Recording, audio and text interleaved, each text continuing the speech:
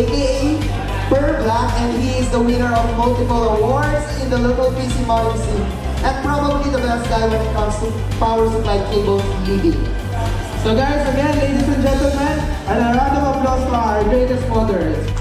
So, we're here to talk about PC modding. So, it's been around for quite some time now, and kung mahilig kayo sa computers, hindi nyo may iwasan na makita yung mga gawa ni Homer, gawa ni Mike, gawa ko, yung mga pagmumukha namin sa mga groups.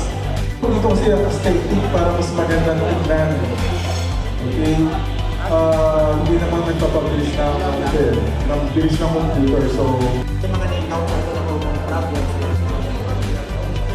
So, meron kami private conversation dito. So, Paki-share. 500 FPS. So, ayan. Typical na custom na water cooling system. So, mga components niya, una-una yung CPU block, hindi ko nakakalit. Pero nandun sa kapag na CPU.